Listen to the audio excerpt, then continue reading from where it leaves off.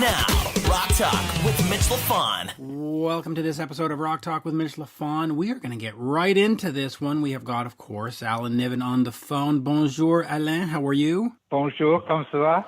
Comment ça? Très bien, because we have an old friend of yours, photographer Mark Weiss. The new book is The Decade That Rocked. And just real quick, before we get into this whole book, Mark, as a fan in growing up in the 80s, there were just a few people that had these iconic pictures. You know, there was you and there was a couple others.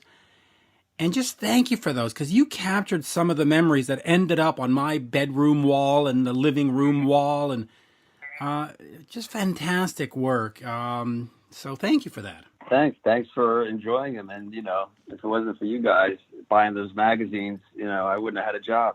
Yeah. So let us get over to this book, The Decade That Rocked. Just a great collection of all your greatest work.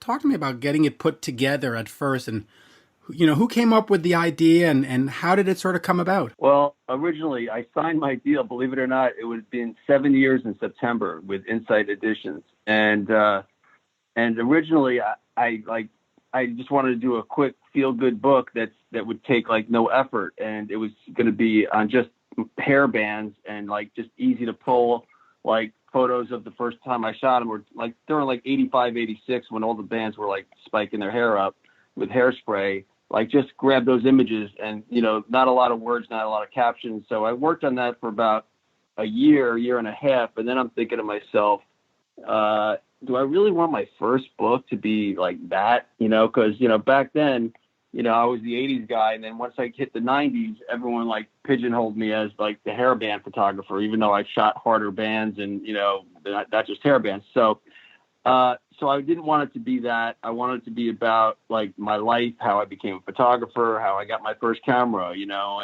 and just like take it through the 70s, early 70 through 70, I think it starts 72 or 73. And then just go towards fast forward through the 70s, and then really 1980 when I started working with Circus and kind of came into my own. And then it was like a solid decade where I just, you know, looking back through my photographs and telling the stories, it's almost like a visual history of really of however you want to look at it, like the visual history of that era of music, that genre. And I just wanted it to be about me and narrative. It was like pulling teeth, but I found the right writer to work with me after the first one didn't work out. And then, you know, I would just send my stories in, and he would untangle them, Richard Beanstalk. And then I would get it back, and I'm like, you didn't do anything. And then I took the red line. I looked at the red line. I'm like, oh, he did something, you know. And we just had a really good chemistry working together, and it was just started being fun. But it took years to do because I was so like particular, and we went through a couple designers, and I wanted it to be perfect. I started, you know, I'm a little bit of a control guy. So it's like, I wanted it to be my book, and they had their ways of doing things. And we met in the middle, a little bit more on my side to make it to where I wanted it to be. Because like I kept telling them, it's like, I'm going to be waking up every day looking at this book. You're not. You'll be on to the next one. So, you know, it was a good combination with the company. It's a beautiful, beautiful book. Alan, I'm going to just ask you for a second, because as manager of Great White and Guns N' Roses, you had the choice of whatever you wanted. You could have hired any photographer, but you had Mark along for a lot of the rides. What was it about his work and his demeanor around the bands where you said, yeah, this is the guy for us? Well, here's something that people don't necessarily think about, but there are obviously two elements. One element is he good with his fucking camera? That's first and foremost. But there's a very subtle and very important element that most people probably wouldn't think about straight away, and that is, do you trust him, and do you like having him around? Because you're basically almost bringing a spy into the house of love. And there has to be a sense of trust there. And there also has to be a willingness to let him shoot what he wants to shoot, because, I mean, I got so many giggles looking through the book. I'd forgotten, just how everybody used to suck their cheeks in and do that sort of shoulder forward pose, and the record company would want that. But the really cool photographs are the ones that were not posed and that someone like Mark would see and snap. And you're looking for those, but you're also looking to be dealing with somebody you can trust in that private element. And I got to say, there was a photograph that emerged last week from Mark that just blew me away. I had no idea of its existence, and it's myself and Shelley Shaw from ICM sitting talking with Axel backstage somewhere in New York. And it was amazing for me to look at it and get a flood of good memories from it, and to look at it and look at the body language and look at the faces and go, yeah, Ax and I had a really good relationship at one point before it was compromised by whoever. But he caught it, and it was amazing to see, and it was wonderful to see, and it was a fabulous piece of documentation. But, that was my criteria. Is he good with his camera? Can he get the standard stuff? But is he someone that I feel comfortable having around in the unguarded moments? And Mark was definitely a cool guy who was cool to hang out with, and he didn't mind him being around with a camera. And by the way, I am one of the world's most notorious camera phobes. So for me to say, I like this guy and I like his camera is a big statement. It really is. So I want to take up on two things that each of you said.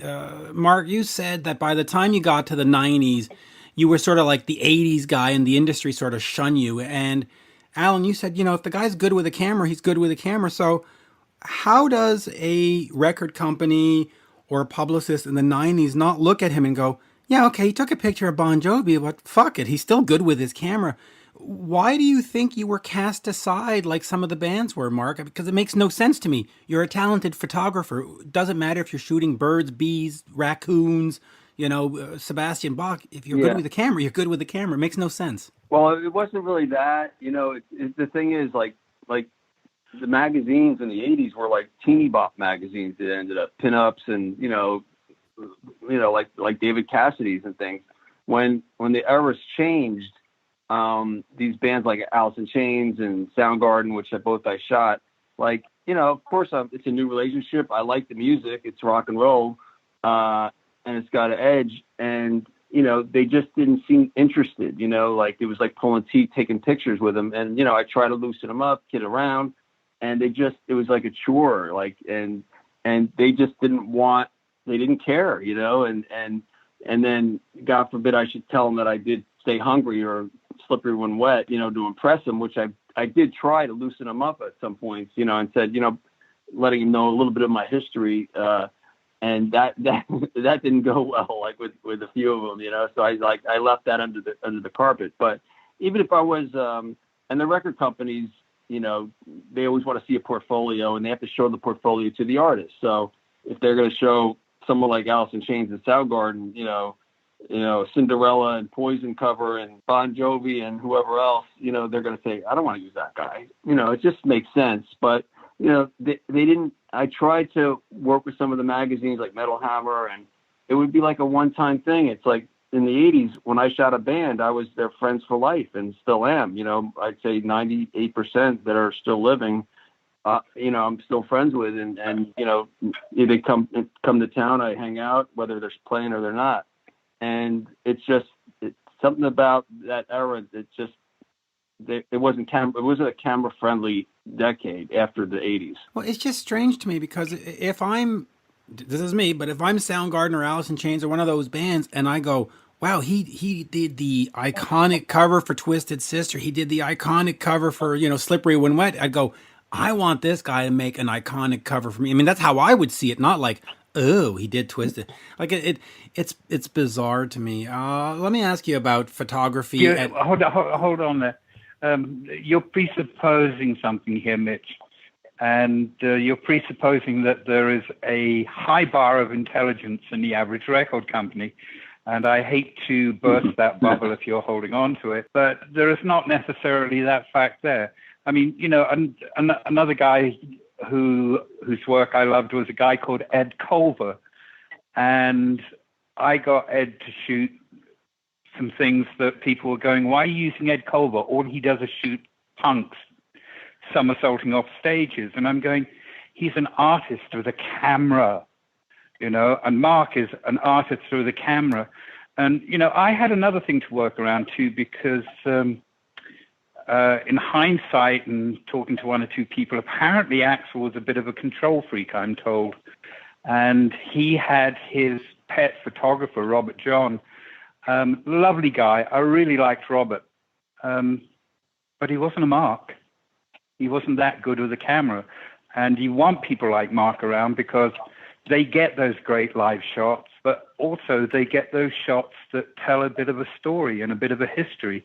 And it's all well and good to demand the promotional 8x10, but what Mark has and what is evident in the book is the aspect of the historian that he is, and that he tells a bit of a tale. I smiled when he said it took 7 years to get the book together. I'm going, damn, I'm surprised he went through all your photographs in that time. I mean, there must be gazillions of them. Especially back. And just to step into the, you were talking about Robert John. I'll tell you a funny story. Not funny, but interesting. And I did tell it in the book, I believe. My first shoot with Guns N' Roses, I believe Hit Parader wanted me to do a shoot. This is before the album even came out, and the buzz was out.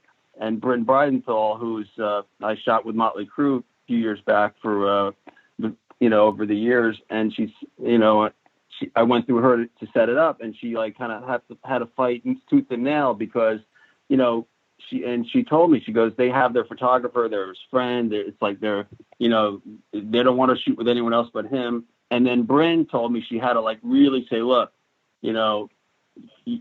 Robert's fine and everything, but you really got to start, opening it up. Mark can bring some other stuff to the table, and he's got some, every camera's differently, every eye is different. So, you got to be open. And she really fought tooth and nail for me. And then, she got me to shoot. And that first shoot, they didn't want to be there. And Robert was there too, watching. And I try to befriend him because I had a photo agency, and I really I wanted to help him be the photographer and, have some success, not just rely on one band. I was going to hook him up with other bands and, but he didn't have any interest because I was, stepping on his turf and all that. So, during the shoot, Axel wouldn't even look at me. And he actually gave me the finger, and put it on his leg. And he had on his leg, he wrote "Glam Sucks." And, I got him to look at me once in a while. It was a quick 20-30 minute photo shoot. And we got the photos, and they're in the book.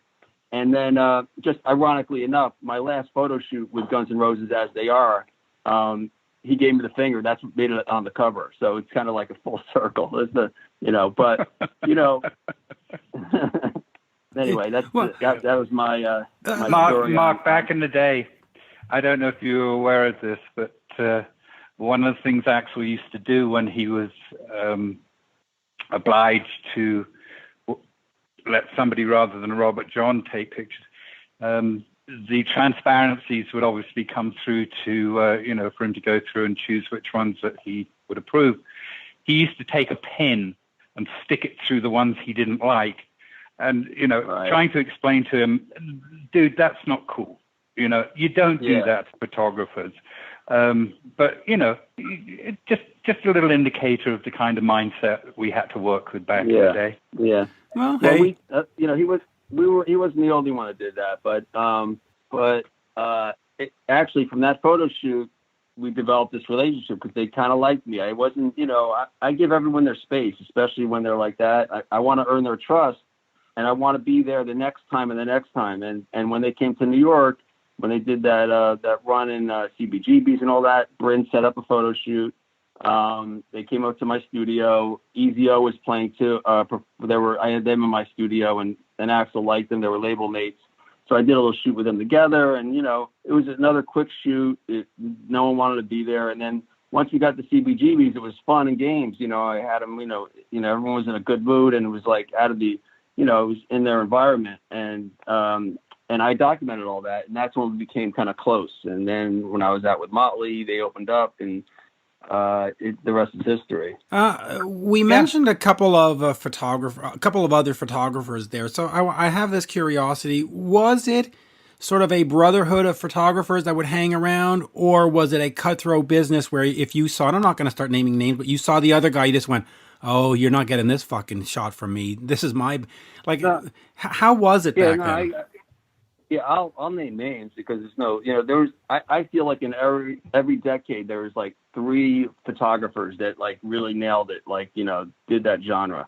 And I feel like in the 80s, that music, it was me on the East Coast. I was the youngest one. Then there was Ross Halfin, because he had his connections with Kerrang, and my connections in the beginning was with Circus. So it's important to have a magazine behind you to get access, to let them to get to know you.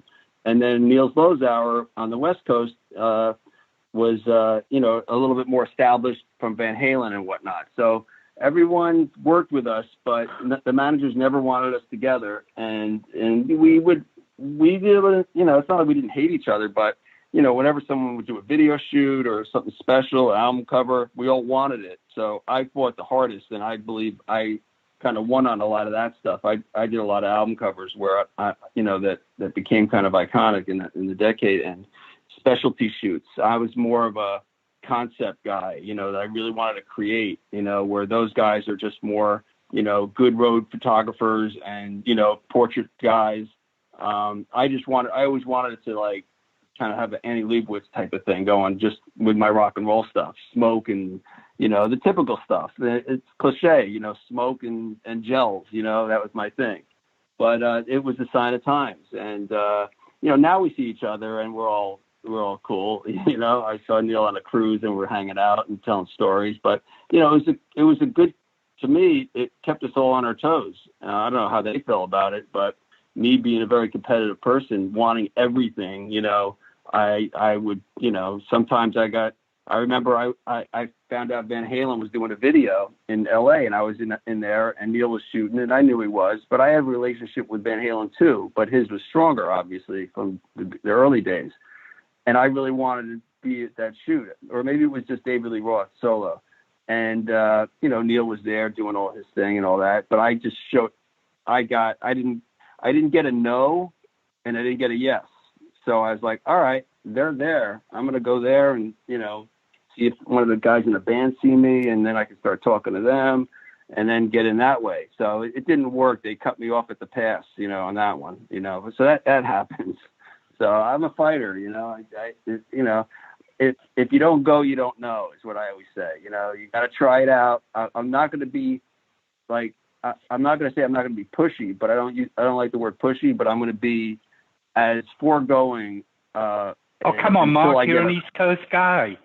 You're an East Coast guy, Mark. You're not going to take an indifferent LA no and go and accept it. You're an East Coaster. You're going to put your shoulder in there and go, okay, I'm here. I want a definite no, and I want it from the horse's mouth. I don't want it from a publicist unless I have to, and I'm respectful, but they have to be respectful for me too. Just get the word out to the artist. Like, I really want to be there. If they don't want me there, I'm cool, But, I play by the rules. I'm politically correct. But when I get, fucked around a little bit by not giving an answer, like, just give me an answer and give me a good answer. The answer that makes sense to me, Like, we hired Niels Lozauer. You can't be on. You don't just skirt around it. It's cool. I get it. I do the same thing. And by the way, you mentioned the 3, for me, the 3 greatest rock photographers ever. I mean, what these guys have done is just fantastic. I want to ask you just real quick about the modern age of photography, because now, back then you took a picture, it went in Circus magazine and it went on a cover. Now you take a picture and it shows up somewhere, and then it becomes a Google image, and then anybody can download it and use it. And you're like, no, you can't just use it. It's mine. And yet they do.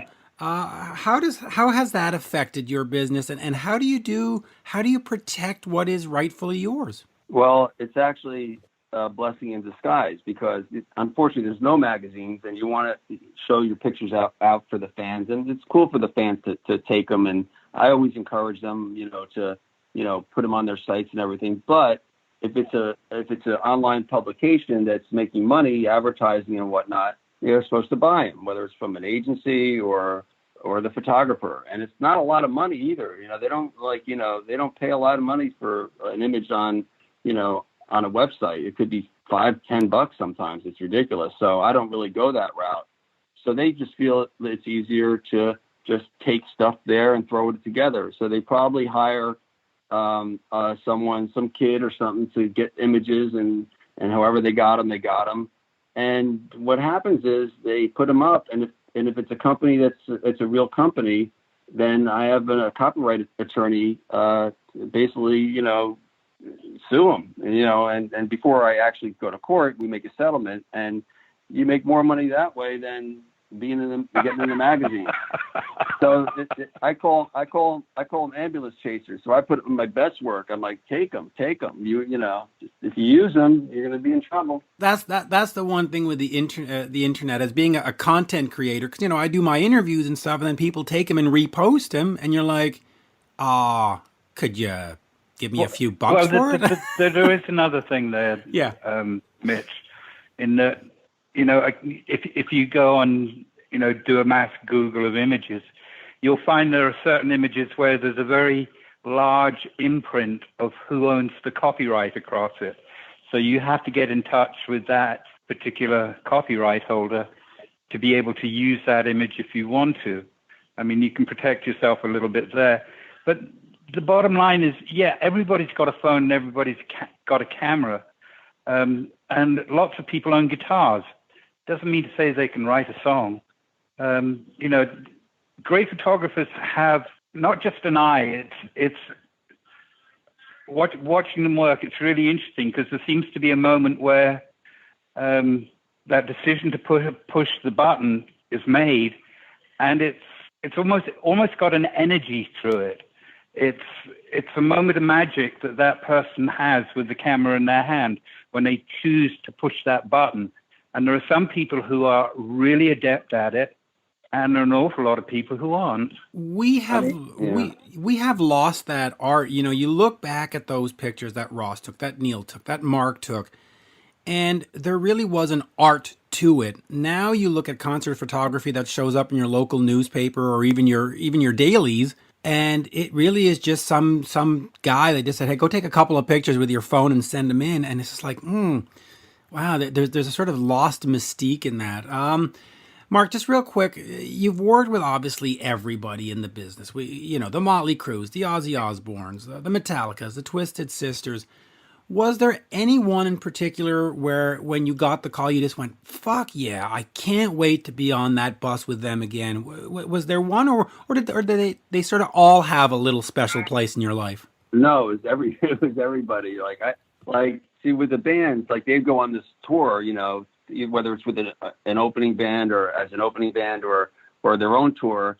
And I would just go out a week or two at a time. I would never be on a full tour, I mean, that would be boring, So I was like the, I'd go out, they said, "Oh, Weissguy's here." And then, they get some energy and, it would break up their, mundane, days, day after day. And I'd add to the party and add a little bit of spice, and I'm also the guy that was in the audience in the photo pit, finding all the girls too to hang out with after the show. Cause, that was, something that I would always, help them with if they needed some help.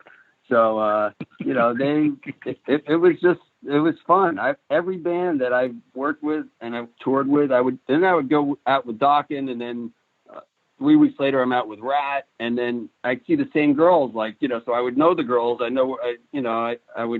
had this little black book, and, I would write down the town they were in. And then when I was in the town with another band, I would just, hook up the band. I said, I'd give them their numbers and have them come backstage and, the usual. So it was fun for me, It's just, yeah. Then I would go and bring the magazine from the last time I shot them or bring pictures. So, it was cool. Yeah, I can imagine. Just real quick, Alan, I'm going to talk about your favorite band, Kiss. There is this great story of how in 1977, outside of Madison Square Garden, you are selling, I guess, Kiss pictures, and you get arrested. What was the circumstance of that, and was it sort of Kiss behind it, where they had attorneys or guys looking out, road crew guys, or was it just random police activity where they said, we're going to go get some bootleggers? Talk to me about that. 'Cause Well, no. Alan loves Kiss stories. Yeah. Well, it's just some bands are more strict than others, and obviously Kiss at the time, they wanted to make all the money on their T-shirts and whatever else merch was being sold, so they put the word out. Like the cops don't really care. It's more work for them and all that. So unless they get someone up from the superiors saying, we got to clean this out, because Kiss's security is like looking out and they're seeing shirts inside the place that aren't theirs, and it pisses the management off. And then, everyone gets in trouble, security and whoever else. So I guess in that case, I was selling pictures out of my high school locker, and then at night I'd go to the concerts. I would like stay up all night, when there's a band that played 3 nights, I would, take pictures, sell them for $1 a piece on the train in my high school, and then in front of the concerts. And, I ended up getting arrested for selling the pictures, and I was in the paddy wagon with the shirt sellers and all that. And, at the end in the morning, he said, if you want your pictures back, you got to appear before the judge. And I'm like, that's all right. Just keep the pictures. And, and that was from then I went to Circus Magazine. I just picked up the magazine and, looked at my subscription, looked at the address, and I just went there the next day with my photographs, and I asked to talk to the art director, and the secretary kind of liked me and told me to wait around until he comes out. And then I talked to him for about 20 minutes. They liked me, and they told me to shoot with this and do that. And then, 6 months later, Aerosmith, Ted Nugent, and Journey were playing Giant Stadium, and Aerosmith wasn't really letting photographers in.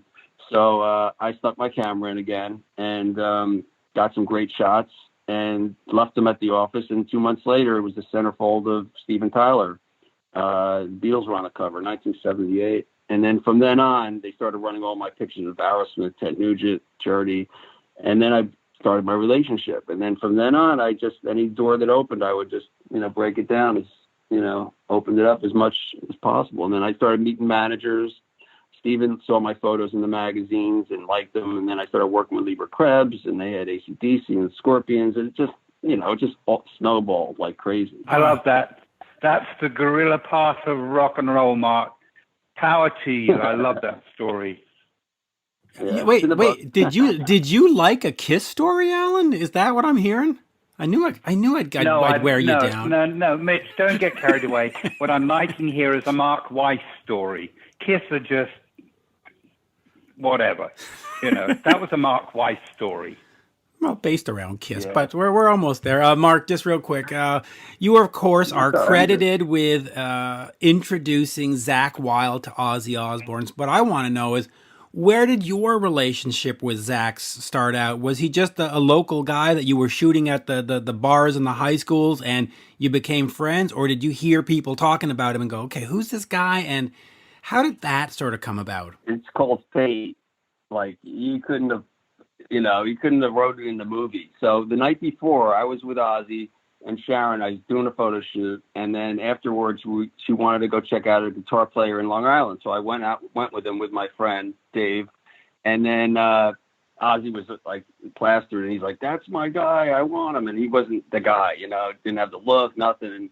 And I told Sharon I'll keep my eyes open. And then literally the next day, I told my friend Face to meet me at this club, and I said, he's like, "No, I'm tired. I'm not going." I said, "Well, I'm going to go there. I'm going to go have a drink. I don't know who's playing." So, long story short, he went. I fell asleep in front of the TV, and then he called me the next day. He said, "Mark, I found the guitar player." I'm like, "What?" He goes, "I found him." I said, "Come on, really, Dave?"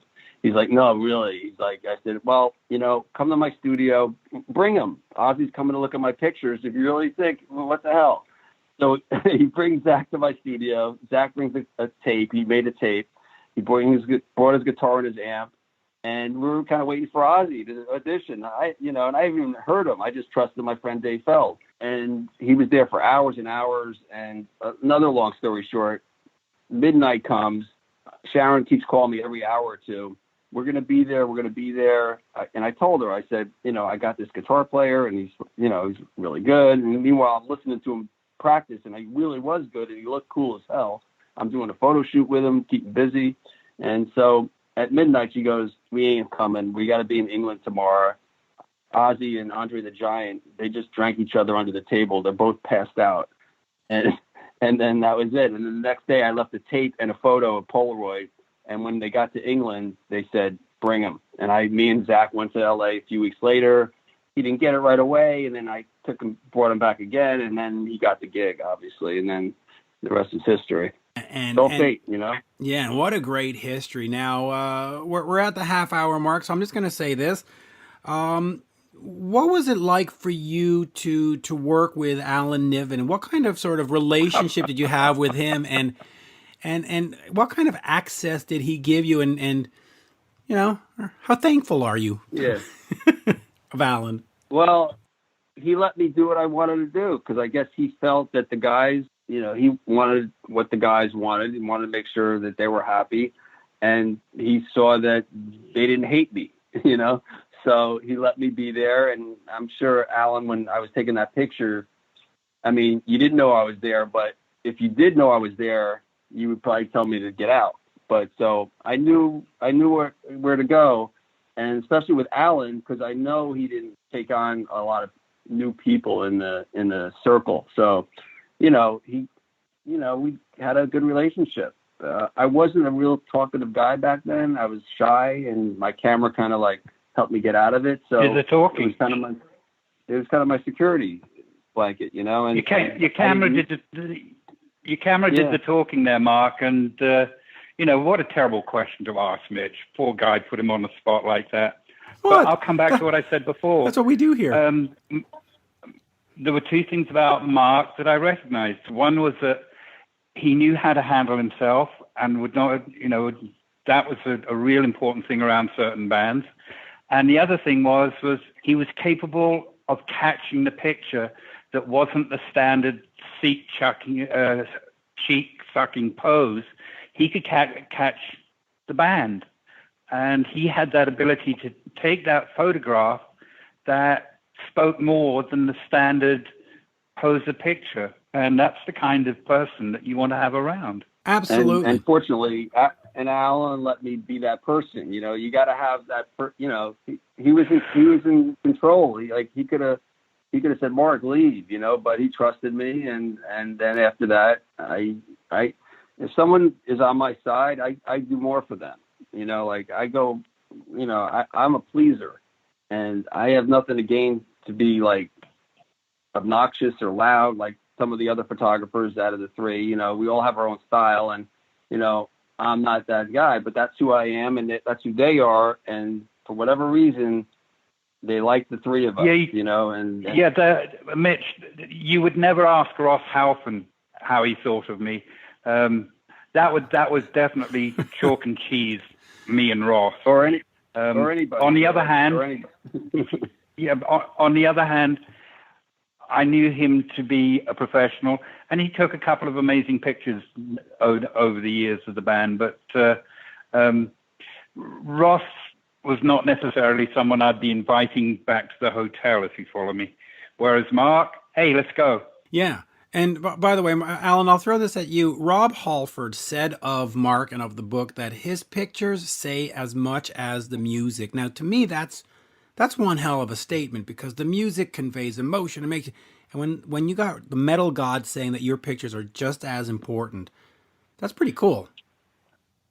Oh, totally it is. But you got to keep something in mind about Rob Halford. Go ahead. Rob Halford became the lead singer of Judas Priest so as he could wear that stuff 24/7.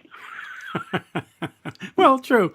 On that, Mark, an absolute pleasure. And folks, the decade that rocked, the photography of Mark Weiss, Weissguy. Great book. Great book. You can get it now. Merci, as we say in Montreal. Thank you so much. And thank you for all these great pictures, because my walls back then, holy mackerel, filled with Mark Weiss photography. I also want to close on this. I've developed a little like a Netflix series. It's called The Weissguy, and I got one episode up, and I'm trying to get some get some more going. And it's just about these guys from the 80s that stalked the Weissguy. So it's kind of funny. It's like, 80s in today's time. So take a look at that. Where do we find that? Is it on Netflix or is it on YouTube?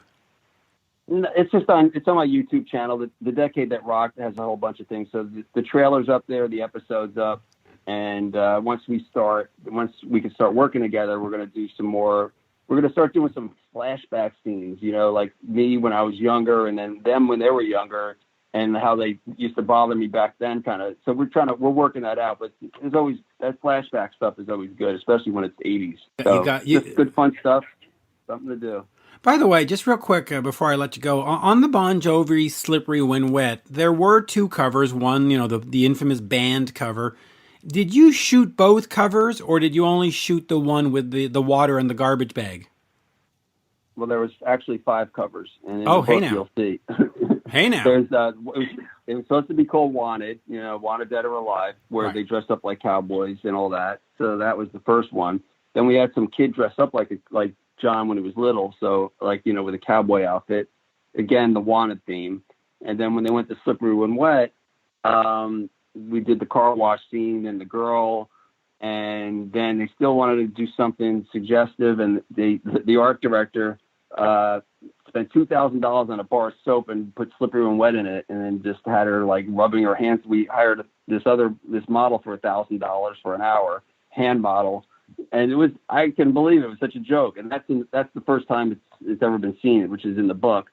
And then we did the garbage can, so I think that's 5. That's 5. And by the way, I think that cover, the last one, the one that became the cover, sort of saved the band, because had they done one of those other ones, which respectfully were sort of cheesy, they might have been known as a cheesy band going forward. And I think by the time '89 would have rolled around, they would have been like, they're one of these. Might have been known as a cheesy band. They are an awesome band. Don't get me started. But no, but it just goes to show the power of imagery, that the wrong image, the girl with the soap. I mean, that would have just been hokey. And yet this one, It was understated, and yet it was absolutely perfect. So, merci, monsieur. Alan, any last words? No last words, but except to say it was a pleasure to talk with you again, Mark. It's been too long, and maybe if I ever get myself off the mountain and get over to the East Coast, I sincerely hope there's a cocktail or two in that with us. Absolutely. Thank you, boys. Merci beaucoup. Thank you. Okay, bye-bye. Bye-bye now. Ever wonder what Vince Neil would sound like if he was a black belt in Taekwondo? What about what his favorite McDonald's menu item is? Just hold the pickles. This is Rock Talk with Mitch Lafon.